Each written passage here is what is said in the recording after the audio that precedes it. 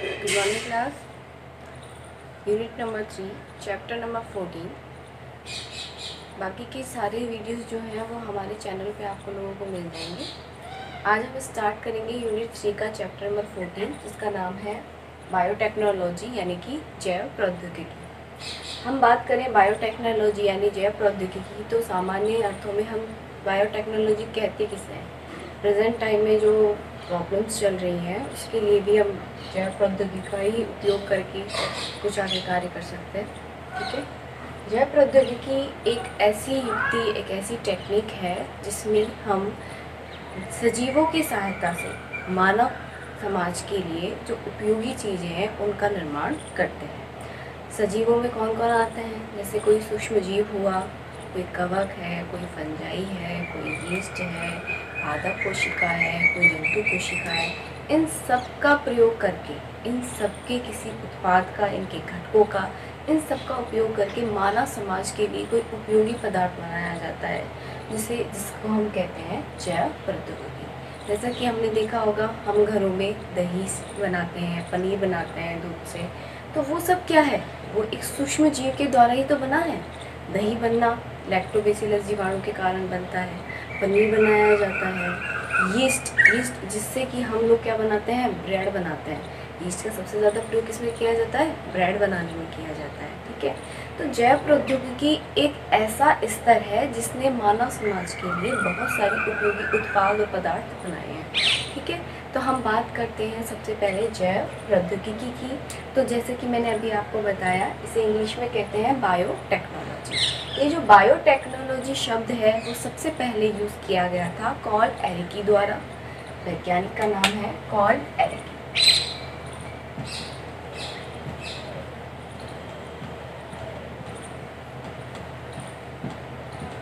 Call एरिकी ने सन 1919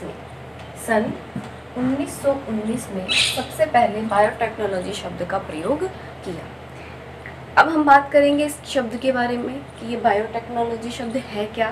तो जैसा कि हमने पढ़ा, बायोटेक्नोलॉजी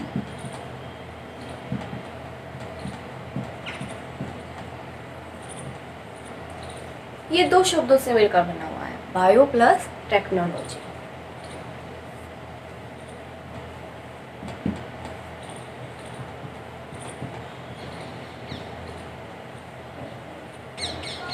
बायो का अर्थ होता है लिविंग ऑर्गेनिज्म से। लिविंग ऑर्गेनिज्म यानी कि कोई सजीव। सजीव में कौन कौन आते हैं, सूक्ष्म जीव हो गए, पादप कोशिका हो गई, जीवाणु हो गए, जंतु कोशिका हो गई। ये सब क्या है, सजीव के अंतर्गत आते हैं। तो बायो का मतलब होता है लिविंग ऑर्गेनिज्म से।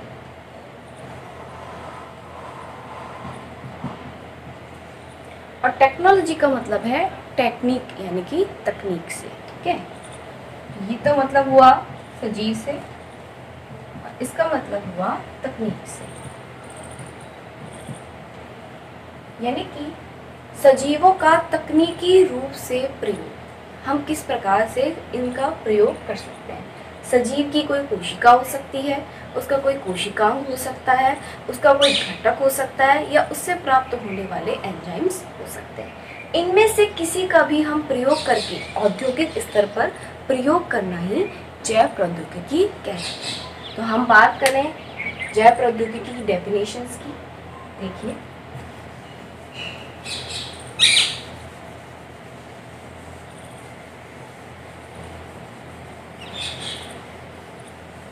सबसे पहले हम टॉपिक डालेंगे जैव प्रौद्योगिकी।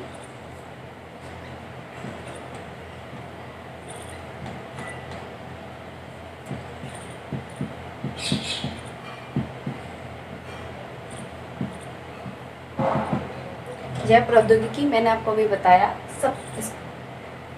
बायोटेक्नोलॉजी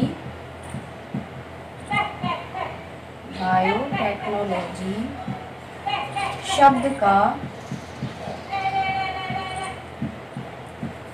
सर्वप्रथम प्रयोग, बायोटेक्नोलॉजी शब्द का सर्वप्रथम प्रयोग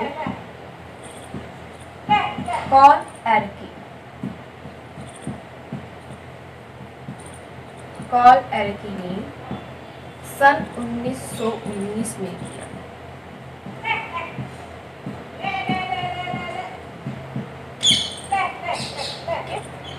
बायोटेक्नोलॉजी शब्द का सर्वप्रथम प्रयोग पॉल एरकी ने सन 1919 में किया। अब हम बात करें, यह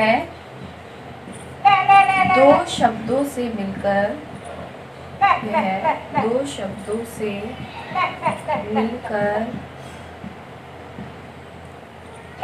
बना होता है।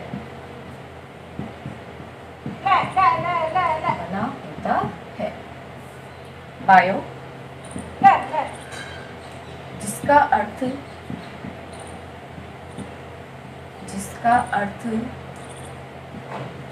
सजीव से है।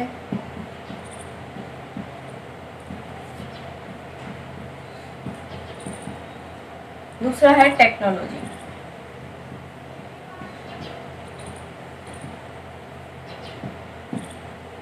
जिसका अर्थ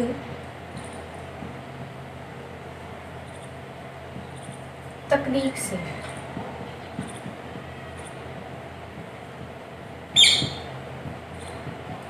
ठीक है, तो बायोटेक्नोलॉजी शब्द दो शब्दों से मिलकर बना हुआ है, बायो और टेक्नोलॉजी। बायो का अर्थ होता है सजीव से और टेक्नोलॉजी का अर्थ होता है तकनीक से। ठीक है, आगे हम बात करें तो सामान्य अर्थों में हम इसकी डेफिनेशन कैसे देंगे, तो आप लिखेंगे, अगला लिखेंगे हम सामान्य अर्थों में।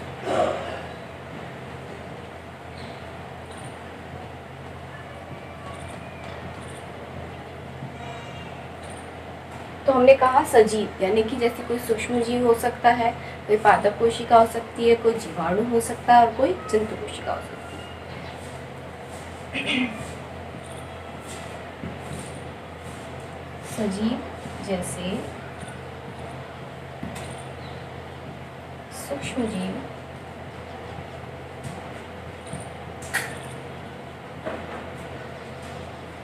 जीवाणु,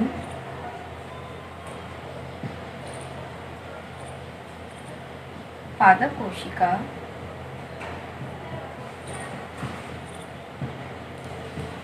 जंतु कोशिका,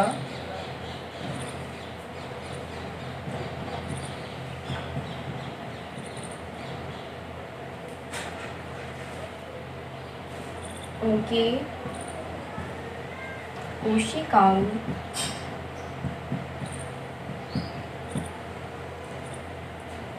घटक तथा एंजाइमों से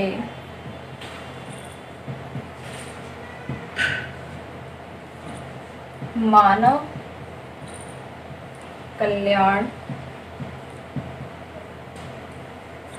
के लिए उपयोगी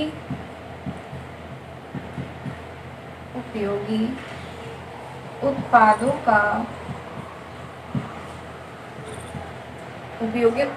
का निर्माण औद्योगिक स्तर पर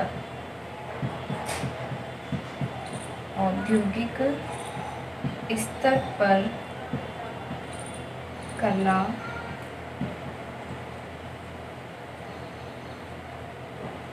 जैव प्रौद्योगिकी कहलाता है।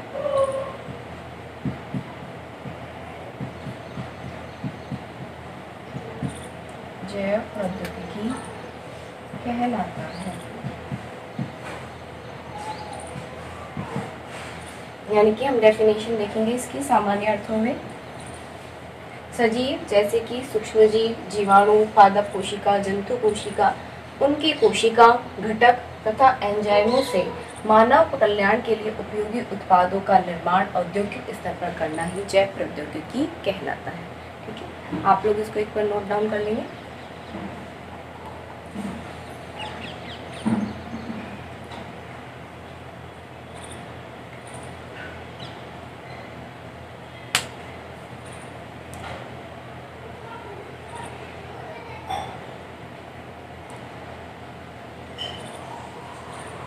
तो हमने अब तक पढ़ा कि सूक्ष्म जीव, जीवाणु, कोई पादप कोशिका हुई, कोई जंतु कोशिका हुई, उनके एंजाइम हुए, उनसे हमको क्या बनाने पड़ेंगे, क्या बनाए जा सकते हैं, प्रतिजैविक बनाए जा सकते हैं। जैसे किसी बीमारी के लिए प्रतिजैविक बनाना, ऐसी ही एक बीमारी है मधुमेह। मधुमेह यानी कि डायबिटीज़।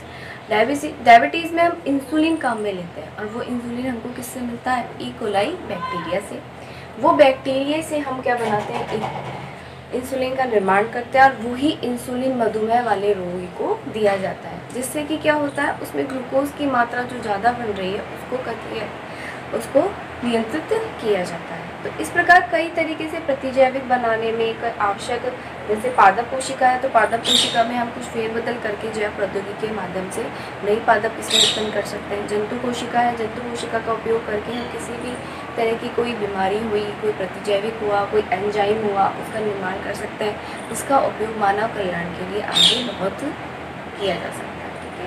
तो ये तो हमने कहा बायोटेक्नोलॉजी सामान्य शब्दों में कैसे करते हैं। अब हम बात करते हैं एक यूरोपियन जैव प्रौद्योगिकी संघ की, जिन्होंने बायोटेक्नोलॉजी की एक डेफिनेशन दी, उनकी बार बार पूछी भी जाती है, तो हम उसके बारे में बात करें।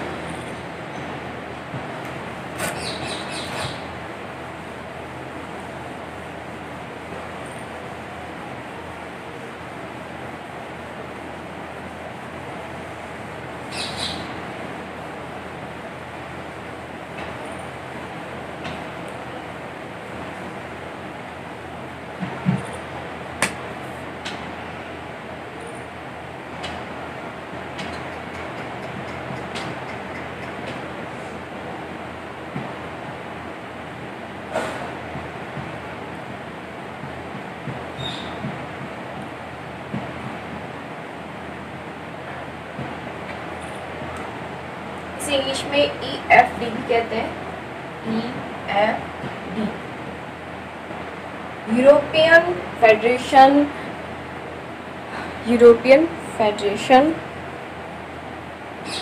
टेक्नोलॉजी बायोटेक्नोलॉजी भी आएगा, यूरोपियन फेडरेशन बायोटेक्नोलॉजी। ठीक है, तो इन्होंने जैव प्रौद्योगिकी की एक नई डेफिनेशन दी। हमने अभी बताया कि सजीव और उसके उत्पादों, यानी कि जो नए उत्पाद हमको प्राप्त हो रहे हैं, कि नए उत्पादों एवं सेवाओं के लिए प्राकृतिक विज्ञान जीवित कोशिका के उत्पादों, घटकों या एंजाइमों का औद्योगिक स्तर पर निर्माण करना, मानव कल्याण के लिए औद्योगिक स्तर पर निर्माण करना ही जैव प्रौद्योगिकी कहलाता है। हमने पढ़ा, तो हम उसी को लिखेंगे, नए उत्पादों एवं सेवाओं के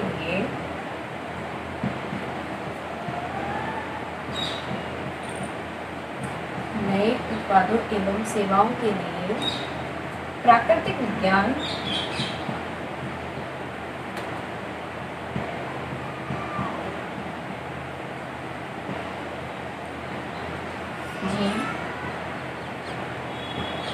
जीवित कोशिका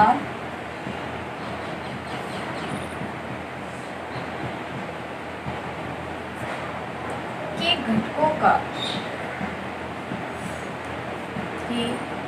घटकों का उपयोगी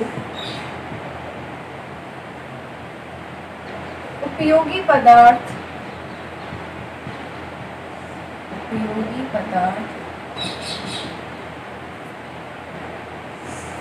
बनाने में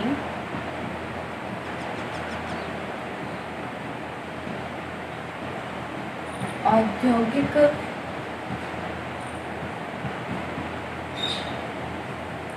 स्तर या समायोजन पर नए उत्पादों एवं सेवाओं के लिए प्राकृतिक विज्ञान जीवित कोशिका के घटकों का उपयोग उपयोगी पदार्थ बनाने में औद्योगिक स्तर या समायोजन के द्वारा प्राप्त करना ही जैव प्रौद्योगिकी कहलाता है।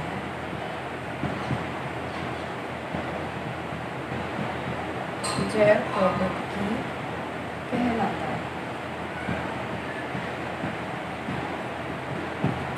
तो ये जो डेफिनेशन जैव प्रौद्योगिकी की दी गई, वो किसके द्वारा दी गई? यूरोपियन जैव प्रौद्योगिकी संघ यानी कि यूरोपियन फेडरेशन बायोटेक्नोलॉजी के द्वारा। ठीक है, अब हम आगे बात करेंगे कि जैव प्रौद्योगिकी को कितने भागों में बांटा गया।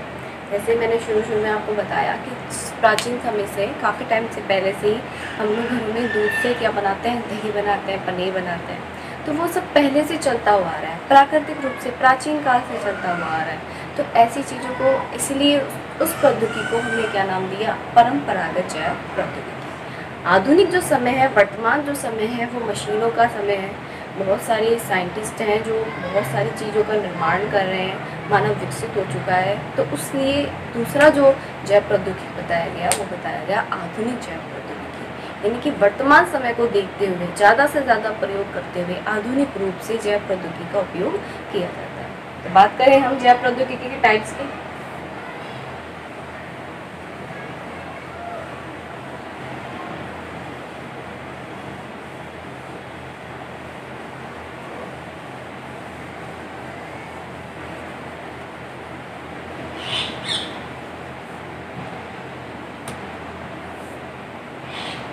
जैव प्रौद्योगिकी को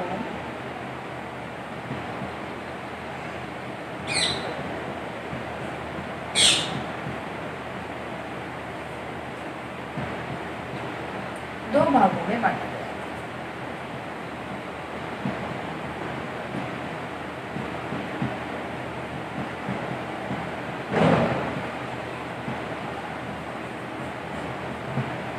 ठीक है, पहला है परंपरागत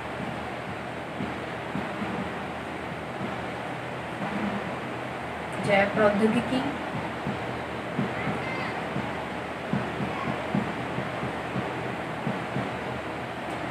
और दूसरा है आधुनिक जैव प्रौद्योगिकी।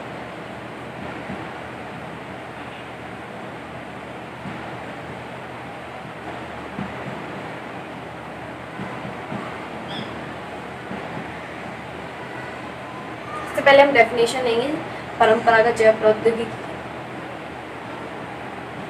टॉपिक है हमारा परंपरागत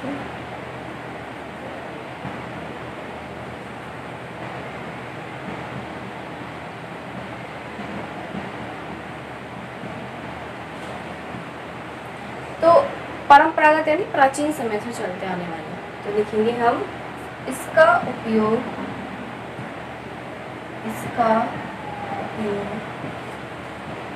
प्राचीन काल से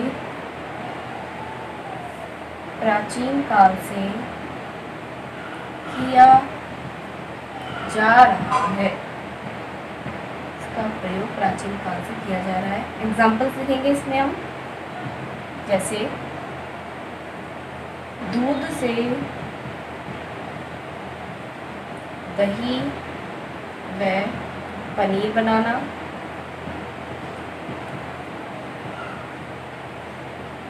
दूसरा है गन्ने के रस से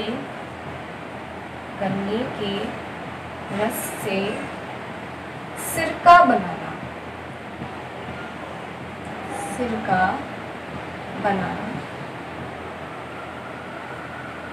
और तीसरा है शर्करा से बियर बनाना।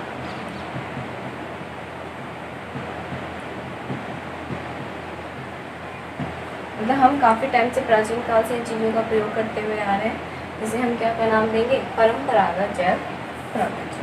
ठीक है, परंपरागत जैव प्रौद्योगिकी। एक देख लेंगे इसको। नेक्स्ट हम लिखेंगे आधुनिक जैव प्रौद्योगिकी के बारे में।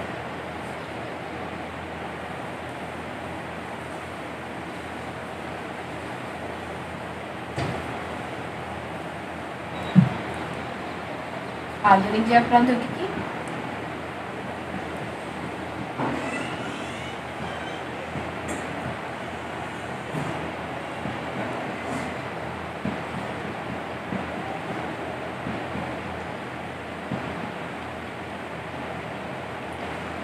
परंपरागत जैव प्रौद्योगिकी की तुलना में ये एक कठिन और खर्चीली प्रक्रिया है, जिसमें हम आधुनिक रूप से जैव प्रौद्योगिकी के द्वारा नए उत्पादों को प्राप्त करते हैं। ठीक है, यह है परंपरागत जैव प्रौद्योगिकी की तुलना में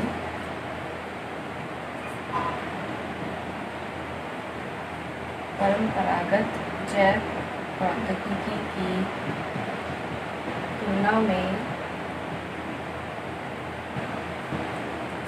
कठिन एवं खर्चीली होती है।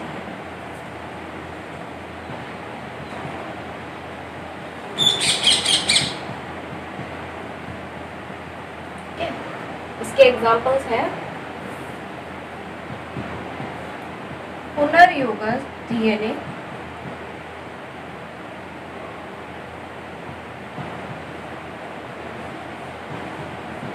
पुनर्योगज डीएनए और आनुवांशिक अभियांत्रिकी, आनुवांशिक अभियांत्रिकी।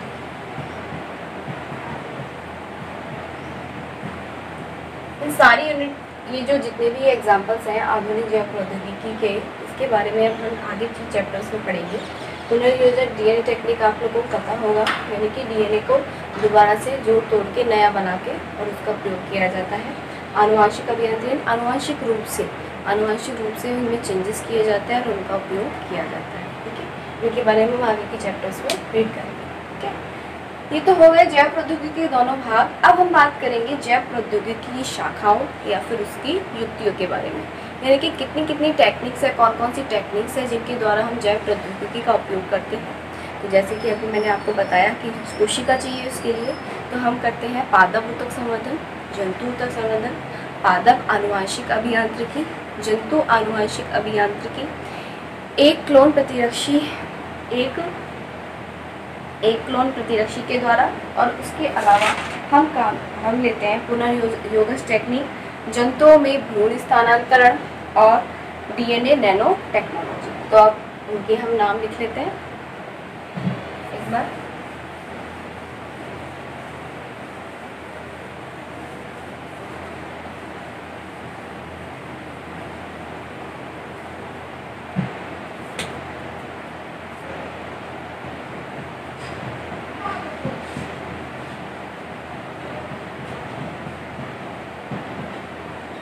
जैव प्रौद्योगिकी की युक्ति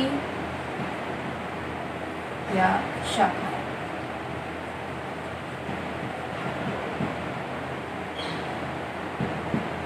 पहला है पादप ऊतक संवर्धन, दूसरा है जंतु ऊतक संवर्धन, तीसरा है पादप आनुवांशिक अभियांत्रिकी,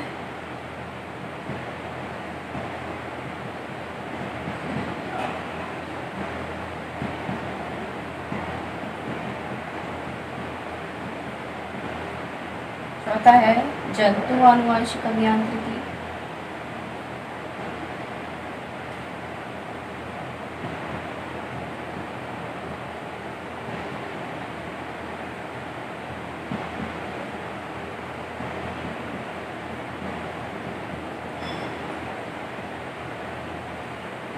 इसके बाद है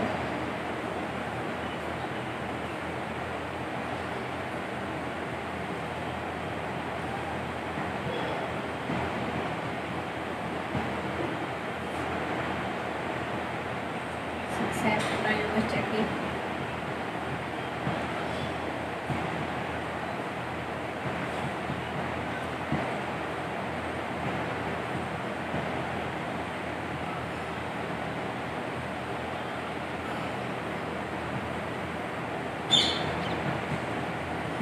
नैनो टेक्नोलॉजी,